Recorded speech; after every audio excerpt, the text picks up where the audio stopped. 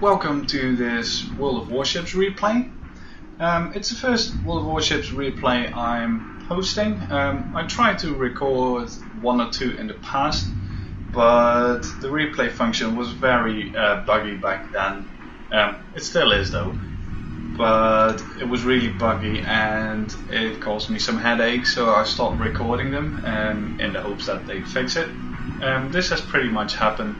The only annoying thing that happens is that the client crashes at the end of the replay, which causes my recording software to bug out and correct the file. So I'll have to make sure to end the recording before the actual replay ends to prevent that, obviously. But back to World of Warships. I think with World of Warships, Wargaming has got quite a winner on their hands. Not of the same caliber as World of Tanks, obviously, but a lot better than World of Warplanes ever was and ever will be.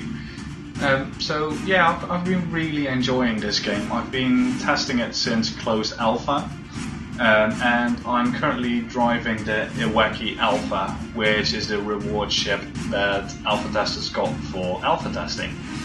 It's a Japanese ship and a hybrid between a cruiser and a destroyer. So even though it's labeled as a cruiser, it has got some perks that a destroyer has. For instance, it has a nice set of torpedoes, which go out to a range of something like 10 kilometers. But more importantly, it's got a smoke screen ability. Which you can see in the bottom right there, labeled T. And what the smoke screen does is that it obscures you from the view of the enemy as soon as you pop it. And all the abilities are pretty much on a cooldown, so you have to use them wisely. And the smoke screen is limited to 3 uses per battle, I think.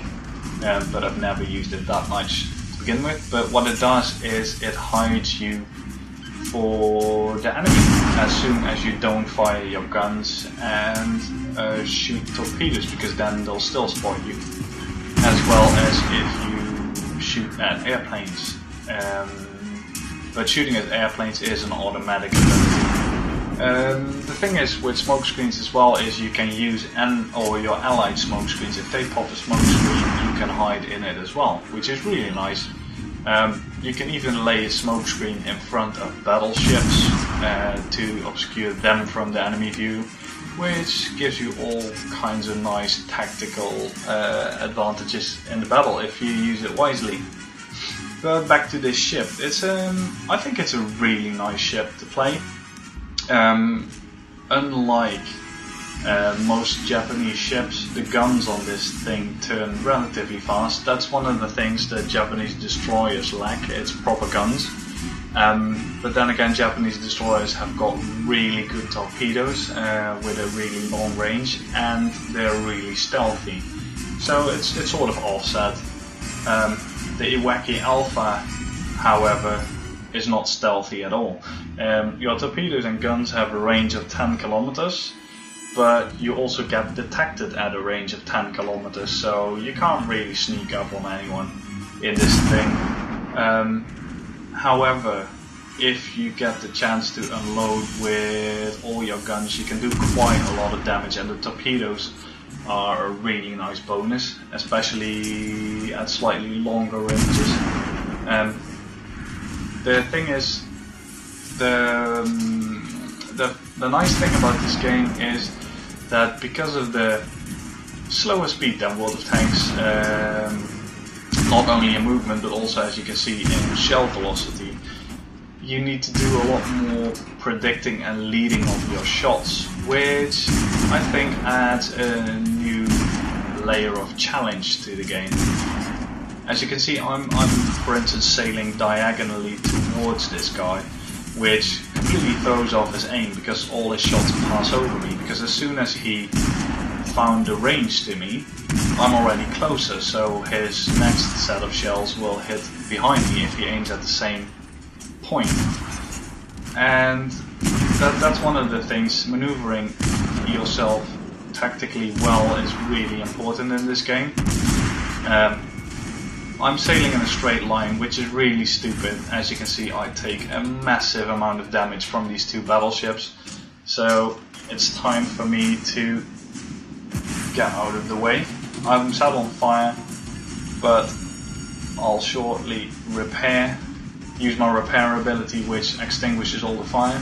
And now I've popped the smoke screen, so this obscures me from view. Were it not that I forgot to disable my anti-aircraft guns, you do this with P and it will stop them firing at all enemy aircraft. I didn't do that, so these aircraft are still lighting me up for the enemy, which is why they're still firing on me. And that was a bit of a mistake by me, but because of the smoke screen and because of the planes are out of range, the enemy is starting to fire at my friend over there, and I've luckily escaped without dying, basically. That's one of the things that in World of Warships is something you have to learn, is if you make a mistake, it will cost you a lot of HP.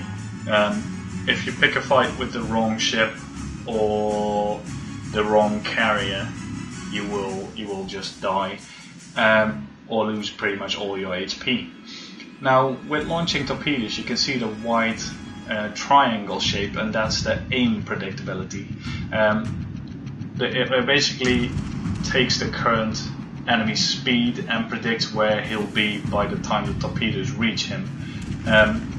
As soon as the enemy slows down or changes course, of course your torpedoes will miss unless you're at point blank range. And because of the torpedoes, because they are really slow, it's not interfering with the game too much. It's not as OP as the aiming mod was, that sort of got spanned a while back.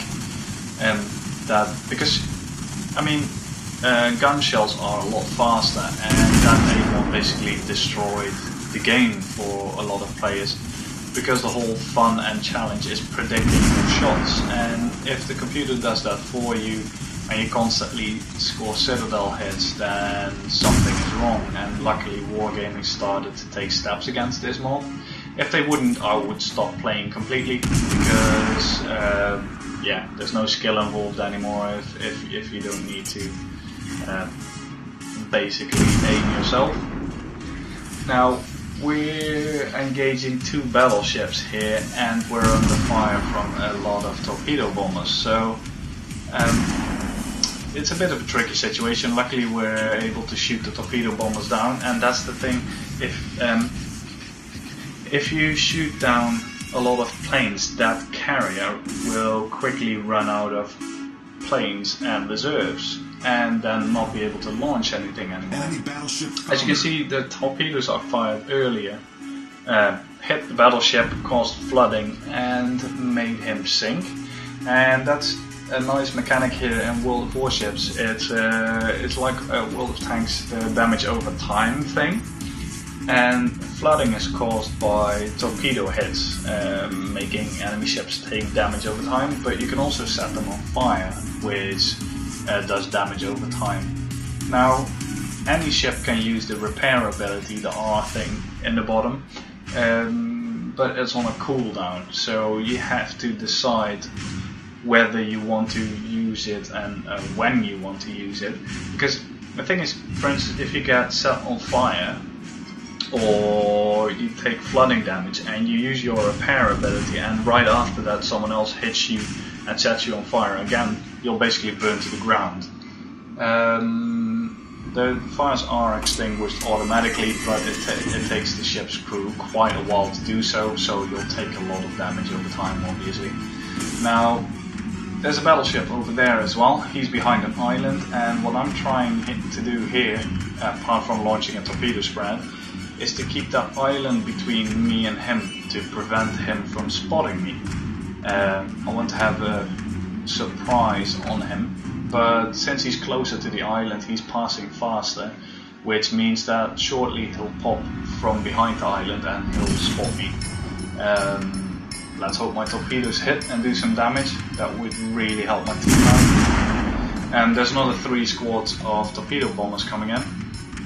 But they're aimed at my battleship friend over there, and I think it's a Congo. Yeah, it's a Congo. But I am able to shoot down a number of them, and that's one of the things this ship has as well, is quite a nice selection of AA guns. And my torpedoes hit the Congo, which is good. So we did quite a lot of damage. I'm still staying under the planes and trying to shoot down as many as possible. The thing is, you'll see that in a minute, I'm blasting these planes out of the sky, and very soon the next squadron will have less planes. But now I'm up against this battleship and I've launched torpedoes, but he's starting to focus on me, and that is really bad for me. I take a massive amount of damage again, but he's got a slow reload, so I'm able to put a lot more fire into him, and I'm just praying my torpedoes kill him, because otherwise I'm going to die. And luckily they do. So destroyed 2 battleships, and now it's on the way to the enemy cap. Our carriers in the south are running away because there's 2 enemy battleships in our cap, and very soon I'll tell my team to just go back to base and make sure they decap, while me and this cruiser over here take down this enemy cruiser. Now, I didn't know it at the time or notice it, but he's actually AFK, so he's quite an easy target, and the carrier keeps spamming torpedo bombers to take down the cruiser in the cap circle, and for some reason he gets hit by torpedo bombers, which, unless you're sailing a straight line, will hardly ever happen. But I guess he doesn't know how to, well, he does now, but how to properly avoid torpedoes.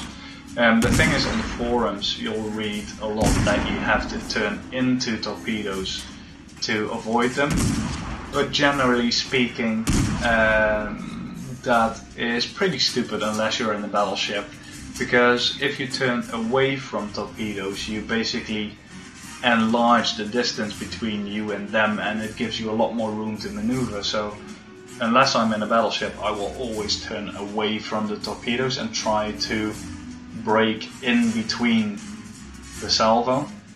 So what I'll just try to do is basically turn away from the torpedoes, look behind me, and then turn in such a way that I end up in between a couple of torpedoes, and then just slam the brakes, let them pass, and then speed up again. So I'm trying to set this carrier on fire, because if you set a carrier on fire he can't launch planes, and he can't land them either, so set them on fire, but just too late to prevent these torpedo bombers from launching. But as you can see, that squad is only half strength, and that's because he's running out of reserve planes. We've shot down so many that he's basically just running out of planes to muster. And that squadron fired their torpedoes, so I'm turning away from them.